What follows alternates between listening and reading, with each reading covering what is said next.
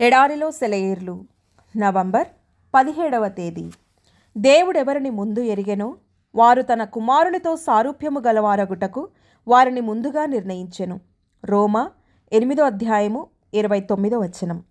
జీవితంలోని కష్టతరమైన అసహ్యకరమైన పరిస్థితులలో ఫిర్యాదు చేయడం కంటే ఆనందానికి ఎక్కువ కారణం ఉంది. నేను జీవితాన్ని ఆత్మ యొక్క బలాన్ని పరీక్షించే వస్తువుగానే పరిగణిస్తాను అని బ్రౌనింగ్ అన్నారు. నిత్యత్వం కొరకు కాలం నేర్పే పాఠాలను నేర్చుకోవడానికి మనం ఇక్కడ ఉన్నాం.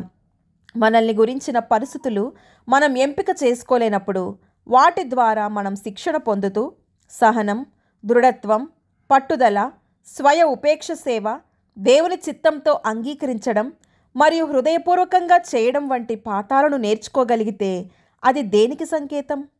పరిస్థితులు వ్యక్తిత్వాన్ని రూపించలేవు. ఉన్నతమైన వ్యక్తిత్వం మిక్కిలి చెడ్డవైన పరిస్థితుల్లో నుండి ఉద్భవిస్తుంది. ఉత్తమమైన వాటిలో నుండి నైతిక వైఫల్యాలు బయటికి వస్తాయి.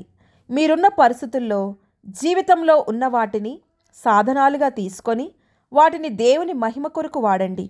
అప్పుడు రాజ్యం రావడానికి మీరు సహాయపడతారు మరియు ఒకరోజు మీ ఆత్మ ఆయన స్వరూపంలోనికి మారడం చూడగలుగునట్లు ప్రభువు మీ జీవితాన్ని తీసుకొని వాటిని కత్తిరించి మెరుగుపరుస్తాడు. దేవునికి మనలోని శ్రేష్టత కావాలి. ఆయన కాలంలో సుదూరంలో ఉన్నాడు.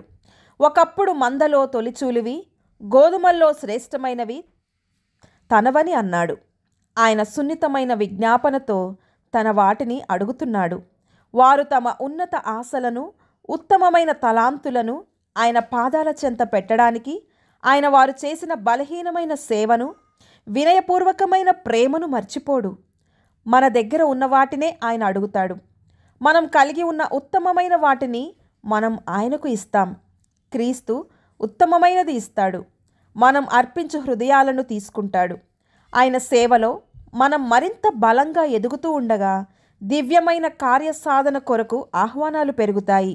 భూమిపై కానీ పరలోకంలో కానీ మన కొరకు శ్రేష్టమైన వరాలు క్రీస్తునందు దాచబడి ఉన్నాయి.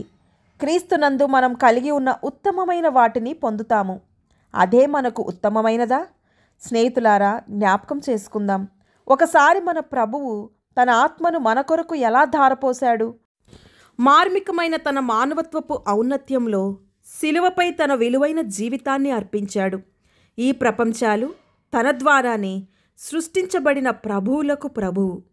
తీవ్రమైన దుఃఖం, కన్నీళ్ల ద్వారా ఆయన కలిగి ఉన్న ఉన్నతమైన దాన్ని ఇచ్చేశాడు.